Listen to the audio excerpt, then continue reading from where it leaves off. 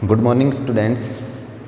आज हम बात करेंगे बायोलॉजी का 12th की बायोलॉजी का सेकंड चैप्टर का टॉपिक स्ट्रक्चर ऑफ माइक्रोस्पोरेंजियम या माइक्रोस्पोरेंजिया।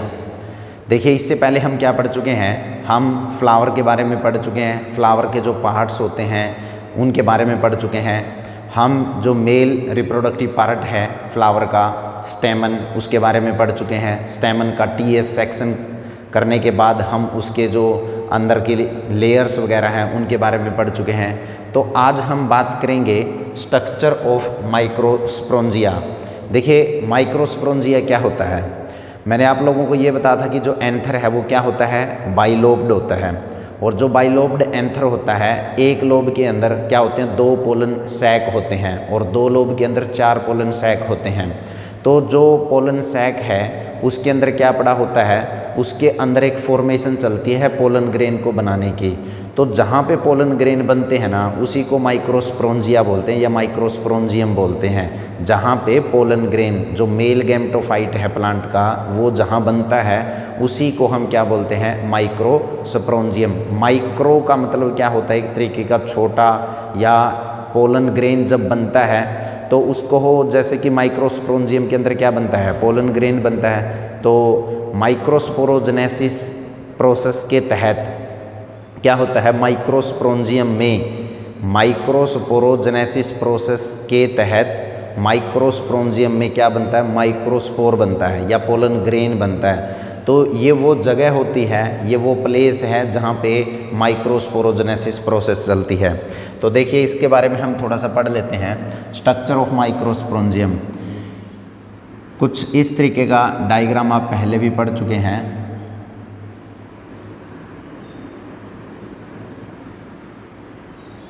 ऐसे टाइप में तो यहाँ पे क्या होता है, जो आउटर मोस्ट लेयर है इसकी एंथर की, इसको हम क्या बोलेंगे, ये होती है एपिडर्मिस, इस तरीके से। उसके बाद जो लेयर आती है 2 to 3 लेयर की,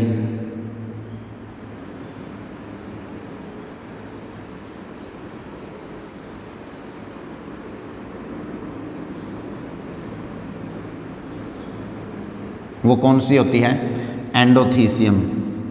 तो ये एंडोथीसियम की लेयर है। इस एरिया के अंदर यहाँ पे एंडोथीसियम जो लेयर है वो क्या होती है, थिन होती है। इस एरिया के अंदर यहाँ पे भी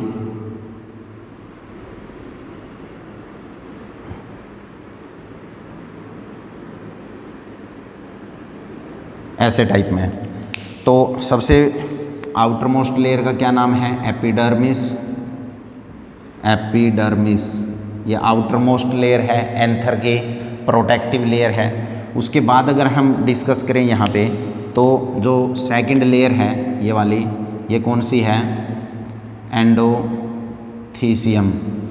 ये एंडोथीसियम लेयर है, प्रोटेक्टिव लेयर होती है ये भी। और जो एंडोथीसियम लेयर होती है ये किसकी बनी होती है, अल्फा सेलुलोज की, पैक्टिन वगैरह की बनी होती है। ठीक है। उसके बाद जो अगर हम बात करें इसके अंदर, यहाँ पे 2 to 3 लेयर्स की, इसी तरीके से यहाँ पे 2 to, मैं कंप्लीट आपको लेयर नहीं बता रहा, सिर्फ यहाँ पे इस एरिया के अंदर बता रहा हूँ। यहाँ पे इस तरीके से, यहाँ पे भी 2 to 3 लेयर की क्या होती है, मिडल लेयर होती है, मिडल लेयर।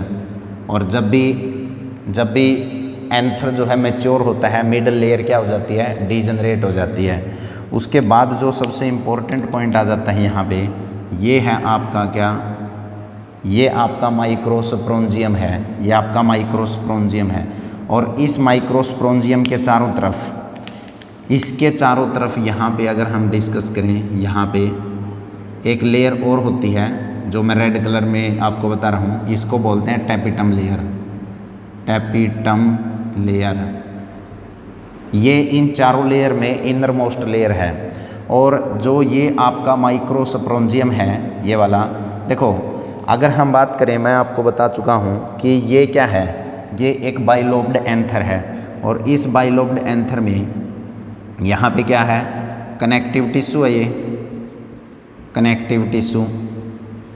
अब ये जो आपका एंथर जो है इसमें 2 लोब हैं, एक लोब तो इधर है, एक लोब इधर है। अब जो ये वाला लोब है ना, इस लोब में 2 पोलन सैक हैं, एक पोलन सैक ये है, एक पोलन सैक ये है, ठीक है।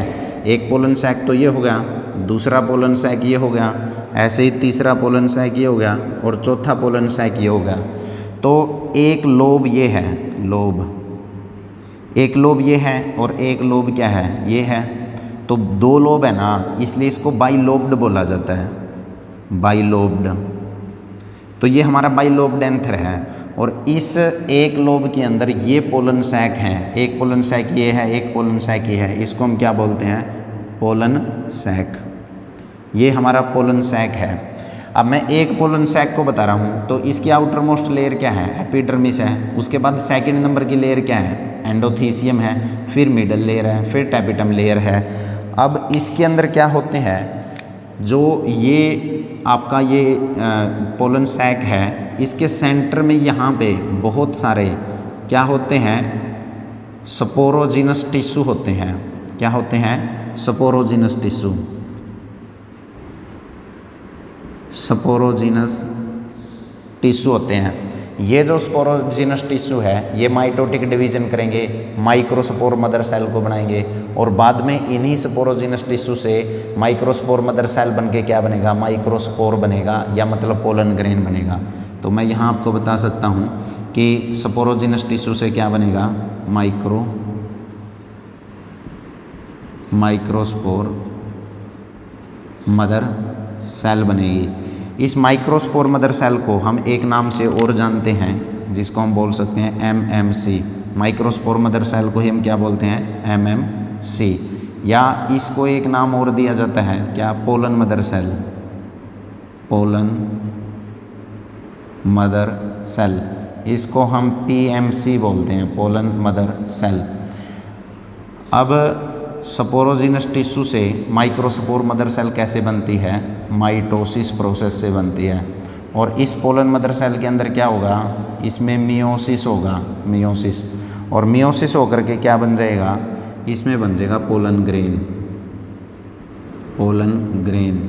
और ये तो आपको पता ही है कि पोलन ग्रेन क्या होता है, ये फ्लावरिंग प्लांट के अंदर या प्लांट्स का क्या है, मेल गैमेटोफाइट है, ये मेल गैमेटोफाइट है, ये याद रखें, ठीक है। तो यहाँ पे मैं आपको ये बता रहा हूँ कि जो माइक्रोस्पोरेंजिया होता है ना, वहाँ पे क्या होता है, वहाँ पे पोलन ग्रेन की फॉर्मेशन होती है। ये लेयर्स का जिक्र हम पहले भी कर चुके हैं। मेन पॉइंट यह आ जाता है कि इस माइक्रोस्पोरेंजिया के अंदर क्या क्या प्रेजेंट होता है, स्पोरोजिनस टिश्यू प्रेजेंट होता है। और ये स्पोरोजिनस टिश्यू क्या करता है, अपने नंबर को इनक्रीज करता है माइटोटिक डिवीजन करके, ठीक है। और उसके बाद ये क्या करता है, माइटोटिक डिवीजन से माइक्रोस्पोर मदर सेल बनाता है।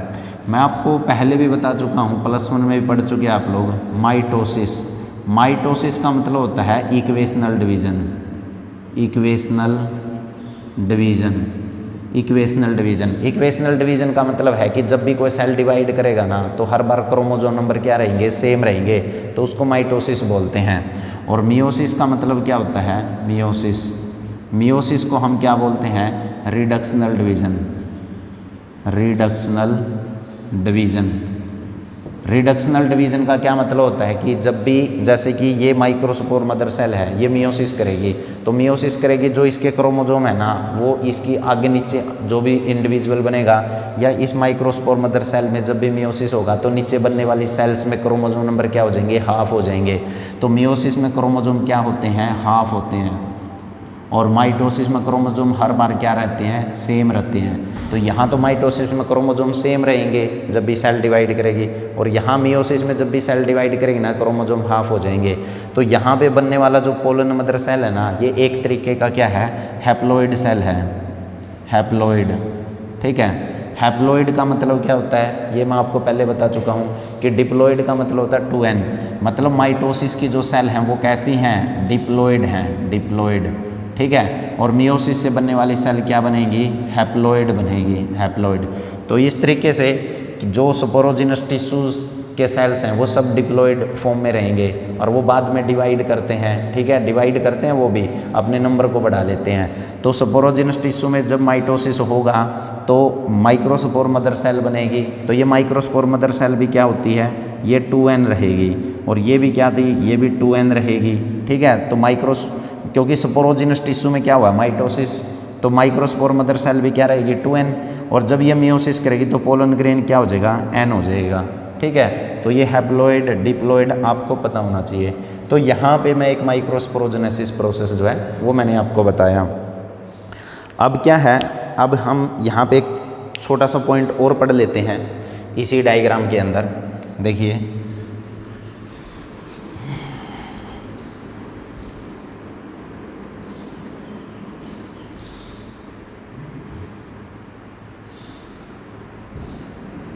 ये तो मैं आपको लेयर्स के बारे में बता चुका हूँ, चलो एक बार बता देते हैं। या तो कौन सी थी, एपिडर्मिस,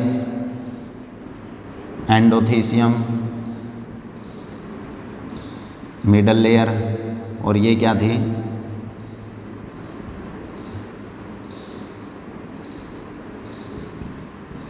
टैपिटम, ठीक है। अब आपको एक बात याद रखनी है कि जो यहाँ पे ये एंडोथीसियम लेयर है ना, एंडोथीसियम सॉरी, ये जो टैपिटम लेयर है ये इनर मोस्ट लेयर है। यहाँ पे बहुत बार क्वेश्चन आ जाते हैं कि नीट के अंदर कि जो माइक्रोस्पोरेंजिया है, ठीक है, उसके अंदर आउटर टू इनर, जब भी हम आउटर टू इनर पढ़ेंगे तो सीक्वेंस बताना होता है। तो एपिडर्मिस, फिर एंडोथीसियम, मिडल लेयर और टैपिटम, और इनर टू आउटर क्या रहेगा, पहले टैपिटम आएगी, फिर मिडल लेयर, फिर एंडोथीसियम, फिर एपिडर्मिस। तो ये आप ध्यान रख लेना। एक ये आपको रीजन दिखाई दे रहा होगा यहाँ पे, ये वाला रीजन। यहाँ पे क्या होता है कि जो यहाँ की सेल्स होती हैं, बेसिकली जो एंडोथीसियम सेल्स होती हैं वो क्या होती हैं, यहाँ पे थिन होती हैं। मैं आपको थोड़ा सा ये रफ करके बता रहा हूँ यहाँ पे इस एरिया को, देखिए थोड़ा सा रफ कर देता हूँ इस एरिया में। यहाँ पे देखिए मैंने ये कौन सी सेल्स बताई थी यहाँ पे आपको, ये आपकी एपिडर्मिस है, और रेड कलर से मैंने आपको बताया था यहाँ पे इस तरीके से। तो जो ये वाला एरिया है ना, यहाँ पे एंडोथीसियम सेकंड जो लेयर है, जो एंडोथीसियम की लेयर होती है वो क्या होती है, थिन होती है, थिन होती है। और जो एंडोथीसियम की लेयर है ना वो किसकी बनी होती है, ये बनी होती है अल्फ़ा सेलुलोज की, अल्फ़ा सेलुलोज की, ठीक है। तो यहाँ पे जो एंडोथीसियम की लेयर है, एंडोथीसियम की जो लेयर है वो थिन होती है, और इस लेयर में यहाँ पे अल्फ़ा सेलुलोज अब्सेंट होता है। इसलिए ये वो पॉइंट है, यहाँ पे क्या होती है, थिन लेयर, ये थिन लेयर है। तो ये वो पॉइंट है जहाँ से एंथर क्या करता है, डाइहेंस करता है। क्या करता है, डाइहेंस।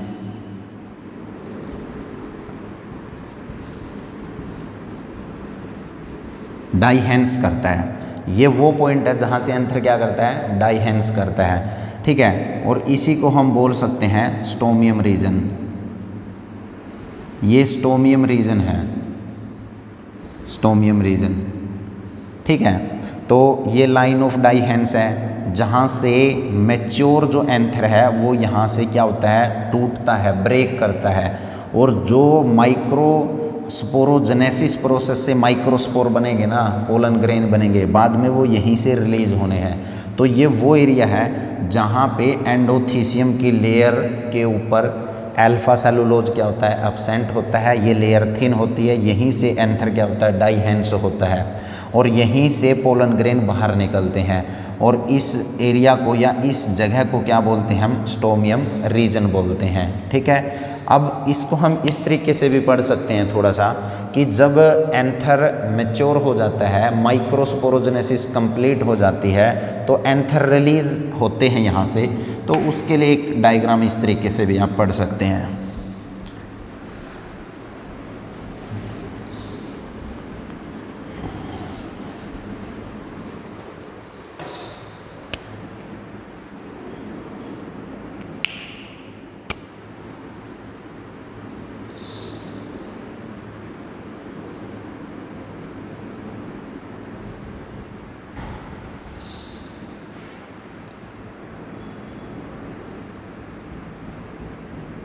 देखिए कुछ इस तरीके से। अब यहाँ पे क्या होंगे, बहुत सारे पोलन ग्रेन जो हैं, जब एंथर मैच्योर हो जाएगा तो ये सारे पोलन ग्रेन इस लोब के अंदर फैल जाएंगे इस टाइप से। ये पोलन ग्रेन है फ्लावर के अंदर, मेल गैमेटोफाइट। अब जब यहाँ से डाइहेंस होगा ना, यहाँ से ये ब्रेक कर जाएगा, ठीक है। ये मैंने आपको अभी अभी बताया था, ये क्या है, लाइन ऑफ डाइहेंस, ये स्टोमियम रीजन है। तो पोलन ग्रेन यहाँ से क्या हो जाएंगे, रिलीज हो जाएंगे, ये इस तरीके से। ये पोलन ग्रेन जो है यहाँ से रिलीज होंगे, बाहर निकलेंगे और ये रेडी हैं किस चीज़ के लिए, पोलिनेशन के लिए। अब ये जो पोलन ग्रेन हैं, पोलन ग्रेन, ये पोलन ग्रेन क्या करेंगे, एक्सटर्नल एजेंट के सहायता से, जैसे कि इंसेक्ट है या फिर एनिमल्स है, बर्ड्स है, मैमल्स है, बैट है, वाटर के अंदर है तो वाटर एक मीडियम है, तो उसके अंदर क्या होगा कि ये पोलन ग्रेन एक्सटर्नल एजेंट की सहायता से क्या करेंगे, स्टिग्मा के रिसेप्टिव सरफेस पे चले जाएंगे। जैसे कि ये स्टिग्मा है, ठीक है, ये क्या है, ये फीमेल पार्ट है फ्लावर का, ये फीमेल पार्ट है जिसको मैंने क्या बोला था, पिस्टल या फिर कार्पल बोलते हैं इसको। एंड ये कौन सा पार्ट है, गाइनोसियम पार्ट है। तो जो ये पोलन ग्रेन है ये हवा से, विंड से इसके ऊपर जा कर के बैठ जाएगा, ठीक है, इस तरीके से। इस प्रोसेस का नाम क्या रहेगा, पोलिनेशन होता है, ये हम आगे पढ़ेंगे।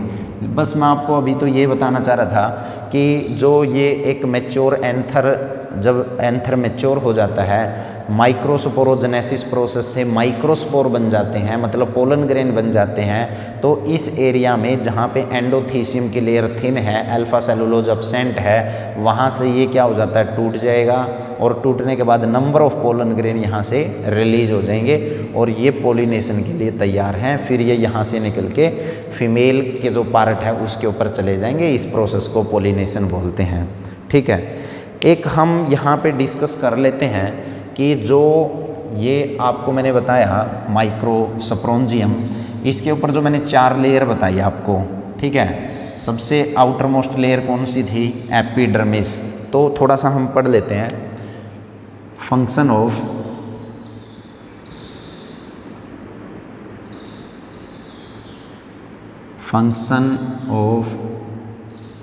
4 लेयर ऑफ माइक्रोस्पोरेंजियम। जो माइक्रोस्पोरेंजियम की 4 लेयर हैं उनके बारे में हम पढ़ लेते हैं। तो अब सबसे बाहर की लेयर कौन सी थी, पहली लेयर कौन सी है, एपिडर्मिस। मैं सिंपल सा पॉइंट बता रहा हूँ, ये फर्स्ट लेयर है, फर्स्ट लेयर है। ये जो फर्स्ट लेयर है इसका मेन नेचर क्या होता है, प्रोटेक्टिव नेचर की होती है, प्रोटेक्टिव इन नेचर, ठीक है। सेकंड जो लेयर आती है वो क्या आती है, एंडोथीसियम,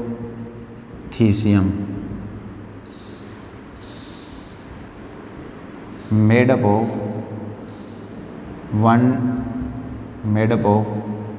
2 to 3 लेयर्ड। ये 2 या 3 लेयर से बनी होती है, ठीक है। और made up of 2 to 3 layer, it is composed of alpha cellulose and pectin. Alpha cellulose की, पैक्टिन की ये जो लेयर्स है ये बनी होती है। और ये किस में मदद करती है, बहुत इंपॉर्टेंट पॉइंट है ये इसका, डाइहेंस ऑफ एंथर। ये एंथर के डाइहेंस में मदद करती है, प्रोटेक्टिव नेचर की है और ये भी प्रोटेक्शन में मदद करती है। अल्फा सेलुलोज की बनी होती है, पैक्टिन की बनी होती है और क्या करती है, ये डाइहेंस में मदद करती है। उसके बाद अगर हम थर्ड लेयर का जिक्र करें, middle layer,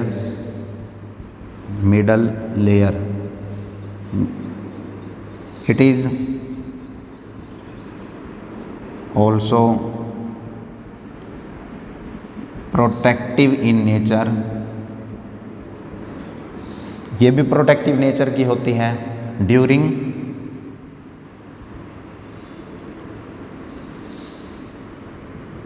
maturation of anther, it can be degenerate. जब भी एंथर मैच्योर हो जाएगा तो ये क्या हो जाएगी, डीजनरेट हो जाएगी। तो ये हम पहले वाले लेक्चर के अंदर भी पढ़ चुके हैं कि एपिडर्मिस का नेचर कैसा है। एपिडर्मिस प्रोटेक्शन जो है, बाहर से कोई बाहर से कोई केमिकल है या किसी तरीके का हार्मफुल इफेक्ट ना हो तो एपिडर्मिस इसको प्रोटेक्ट करती है। एंडोथीसियम बहुत इंपॉर्टेंट लेयर है क्योंकि ये अल्फा सेलुलोज की बनी होती है। इसके जो सेल्स होते हैं वो उनके अंदर किसके, फाइब्रस से बैंड होते हैं।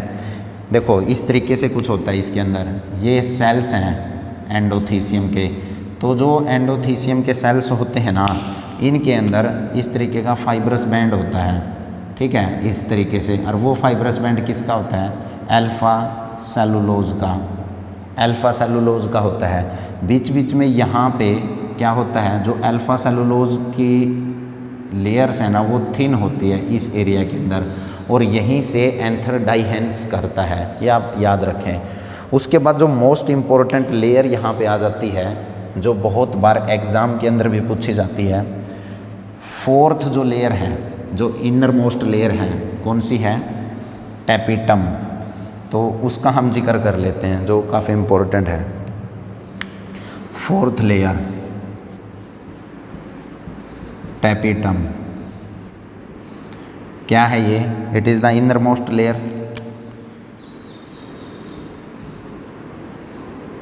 इनर मोस्ट लेयर, ये इनर मोस्ट लेयर है, ठीक है, माइक्रोस्पोंजियम में। और क्या करती है,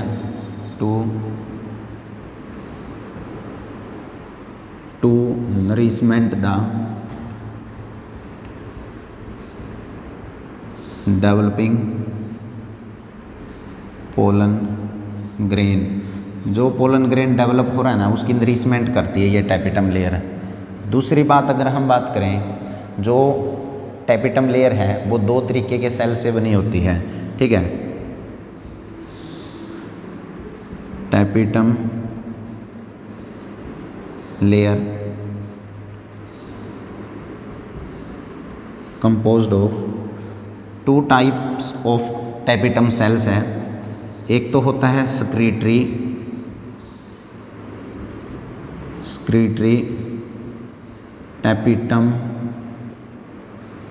टैपिटम लेयर, और दूसरी होती है अमीबोइडल।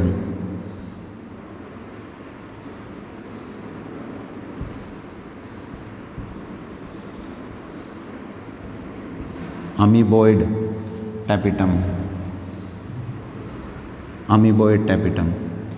ये यहाँ पे थोड़ा सा इम्पोर्टेंट है। जो टैपिटम लेयर्स है वो दो तरीके के टैपिटल लेयर से कंपोज्ड होती है। एक तो स्क्रीटरी टैपिटम होता है, एक अमीबोइड टैपिटम होता है।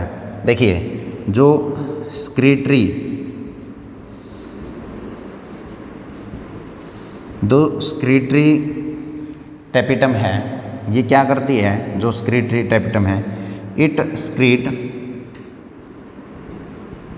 Lipid like substance स्पोरोपोलनिन।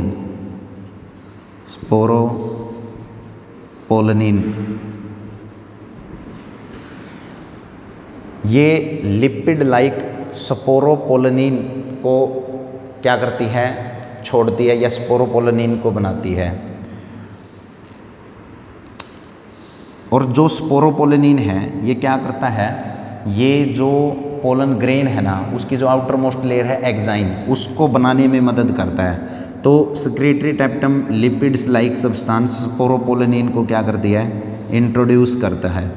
और जो अमीबोइडल टैपिटम है ये वाला, ये क्या करता है, help in formation of exine.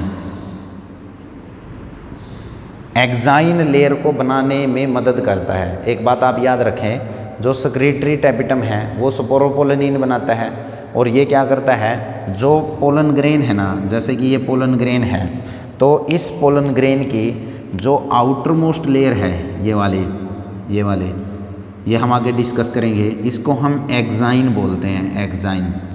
तो अमीबोइड टैपिटम तो एक्साइन बनाने में मदद करती है, और जो एक्साइन लेयर है ना वो स्पोरोपोलिनिन की ही बनी होती है। मतलब एक्साइन किसकी बनी होती है, स्पोरोपोलिनिन की। तो सेक्रेटरी टैपिटम तो स्पोरोपोलिनिन बनाएगा, और जो अमीबोइड टैपिटम है वो एक्साइन बनाएगा। तो एक्साइन की फॉर्मेशन एक्चुअल में ये इसका केमिकल करता है, मतलब टैपिटम जो है वो स्पोरोपोलिनिन या आउटर मोस्ट लेयर एक्साइन को बनाने में मदद करते हैं। ये आप पढ़ सकते हैं यहाँ पे कि जो टैपिटम लेयर है, सेक्रेटरी टैपिटम तो स्पोरोपोलिनिन बनाता है और ये एक्साइन बनाता है। एक्साइन की कंपोजिशन किससे कंपोज्ड होती है, स्पोरोपोलिनिन से। या आपसे पूछा जा सकता है कि जो पोलन ग्रेन है उसकी आउटर मोस्ट लेयर किसकी बनी होती है, स्पोरोपोलिनिन की। तो ये कुछ थोड़े से यहाँ पे फंक्शन था। एक इसके अंदर और क्या आ जाता है, टैपिटम के अंदर, टैपिटम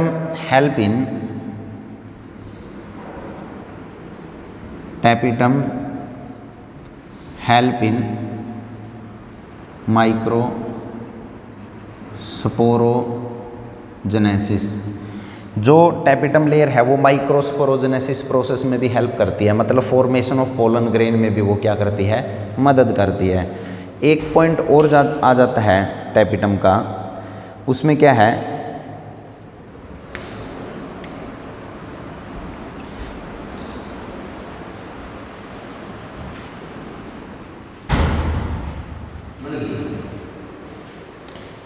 इसके अंदर और क्या आ जाता है, एक फोर्थ पॉइंट और आ जाता है।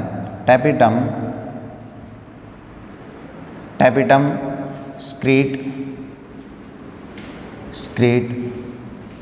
Number of hormones. ये टैपिटम जो है वो बहुत सारे हार्मोन को इंट्रोड्यूस करती है, किसके लिए, या नंबर ऑफ प्रोटीन को इंट्रोड्यूस करती है। हॉर्मोन्स कोमा प्रोटीन, जो टैपिटम है वो स्क्रीट करती है नंबर ऑफ हॉर्मोन्स या प्रोटीन्स वगैरह को, किस काम के लिए, for compatibility reaction, for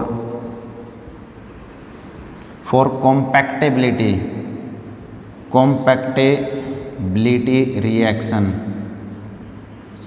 compatibility reaction क्या होती है, अब एक बात सोचिए, एंथर के अंदर क्या बनता है, पोलन ग्रेन बनता है ना, और जो फीमेल पार्ट है कार्पल, एंथर वहाँ से निकल के किसके ऊपर जाएगा, स्टिग्मा के ऊपर जाएगा।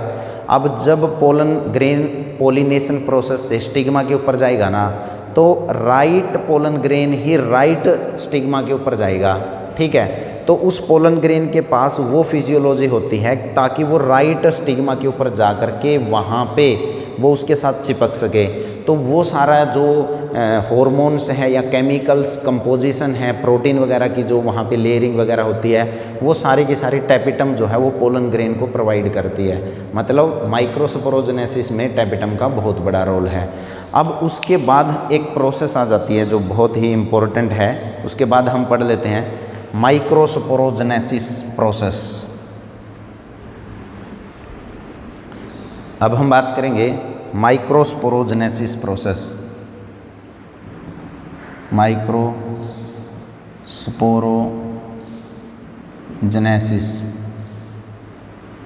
माइक्रोस्पोरोजेनेसिस क्या होता है,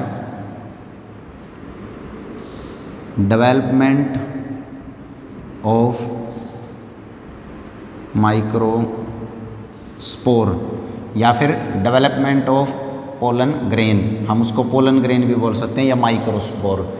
माइक्रोस्पोरोजेनेसिस में क्या होती है, पोलन ग्रेन की डेवलपमेंट होती है, ठीक है।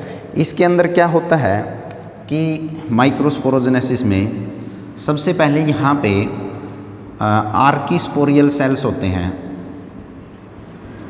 क्या होते हैं, आर्कीस्पोरियल सेल्स।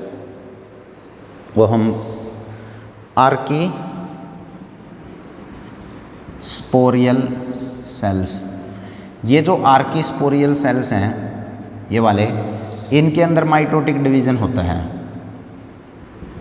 माइटोसिस होता है। और माइटोसिस से क्या बन जाएगा,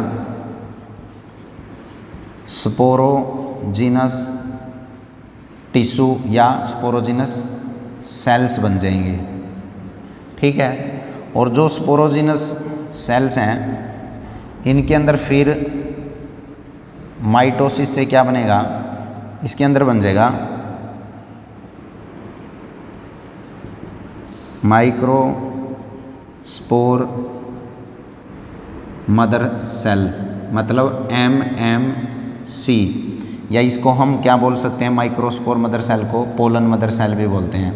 और जो ये वाली है, अब इसके अंदर मियोसिस होगा और मियोसिस से क्या बनेगा, यहाँ पे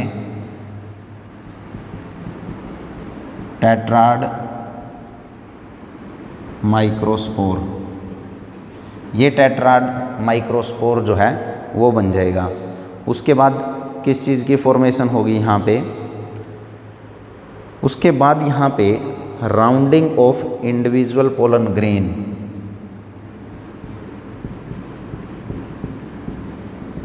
rounding off individual pollen grain. देखिए, माइक्रोस्पोरोजेनेसिस प्रोसेस में पोलन ग्रेन बनता है। ठीक है, तो सबसे पहले मैंने आपको बताया कि माइक्रोस्पोरेंजियम जो होता है जहाँ पे पोलन ग्रेन बनेंगे, उसके बिल्कुल सेंटर में, जैसे ये माइक्रोस्पोरेंजियम है तो इसके बिल्कुल यहाँ पे कॉम्पैक्टली अरेंज्ड सेल्स होते हैं। क्या होते हैं? कॉम्पैक्टली अरेंज्ड सेल्स होते हैं। आर्किस्पोरियल सेल के अंदर माइटोसिस होकर के क्या बनेगा, स्पोरोजीनस टिश्यू बनेगा, और ये स्पोरोजीनस टिश्यू माइटोसिस करके किसको बनेगा, माइक्रोस्पोर मदर सेल्स को बनाएंगे, या पोलन मदर सेल भी बोल देते हैं इसको, पोलन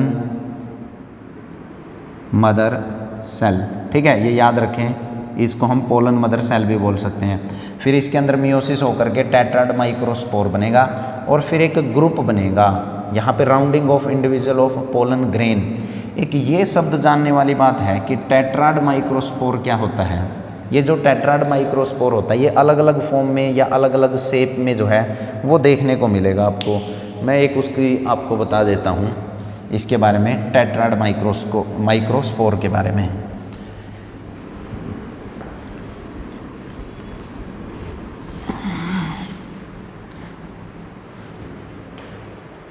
देखो,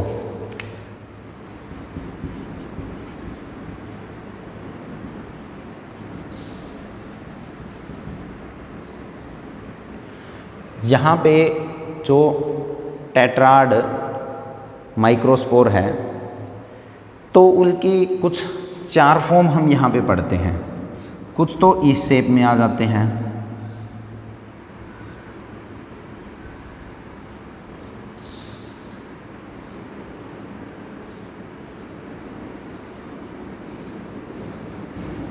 इस शेप में।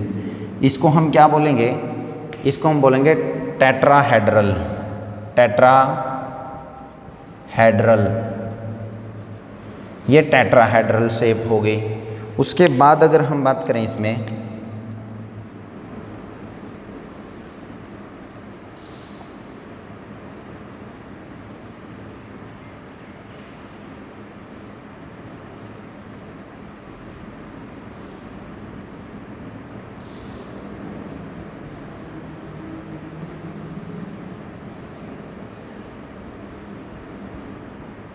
इस तरीके से, इसको हम क्या बोलेंगे, आइसोबाइलेटरल। ये हो गया आपकी आइसोबाइलेटरल।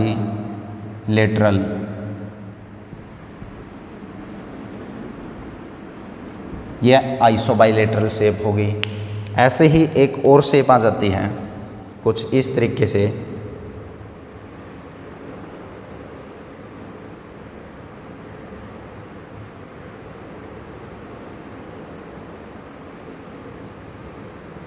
ये कौन सी हो गई, लीनियर। और ऐसे ही एक आ जाती है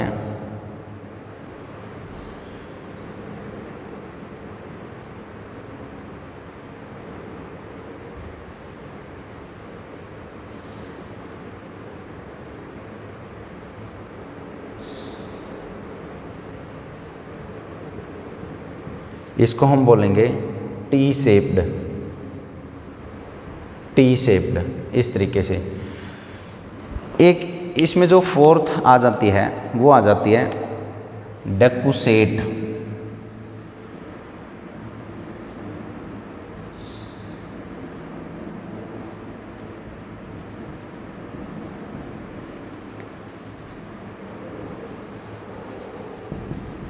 ये यहाँ पे आ जाती है डेकुसेट। तो यहाँ पे आपको 4 तरीके के मैंने टेट्राड माइक्रोस्पोर जो है वो बताए, क्योंकि टेट्राड में क्या होता है कि एक पोलन मदर सेल से यहाँ पे जो एक पोलन मदर सेल्स है उससे यहाँ पे 4 तरीके के यहाँ पे आपको इस तरीके से टेट्राड फॉर्म में माइक्रोस्पोर जो है वो देख सकते हैं। बाद में यही माइक्रोस्पोर अलग हो जाएंगे या जो टेट्राड फॉर्म है ये अलग हो जाएंगे और एक पोलन ग्रेन बन जाएगा। तो इस तरीके से आज हमने जो डिस्कस किया है माइक्रोस्पोरेंजिया क्या होता है, माइक्रोस्पोरेंजिया के ऊपर जो 3-4 लेयर हैं उनका डिस्कस किया, टेपिटम का क्या फंक्शन होता है, और उसके बाद हमने माइक्रोस्पोरोजेनेसिस प्रोसेस पढ़ा। माइक्रोस्पोरोजेनेसिस में क्या होता है कि जो स्पोरोजिनस टिश्यू सेल्स हैं वो क्या करते हैं, डिवाइड करते हैं, डिवाइड करके अपने नंबर को इंक्रीज़ करते हैं, ग्रो करते हैं। उसके बाद they introduce to microspore mother cell, ठीक है। After then meiosis occur into the microspore mother cell and then transfer to the pollen grain. जो माइक्रोस्पोर मदर सेल्स है वो किस में कन्वर्ट हो जाएगी, पोलन ग्रेन में कन्वर्ट हो जाएगी। ये पूरी प्रोसेस क्या कहलाते हैं, माइक्रोस्पोरोजेनेसिस कहलाती है। अब हम नेक्स्ट लेक्चर के अंदर पढ़ेंगे पोलन ग्रेन। तो आप इसको बहुत अच्छे से देखिए, ध्यान से पढ़िए। Thank you very much.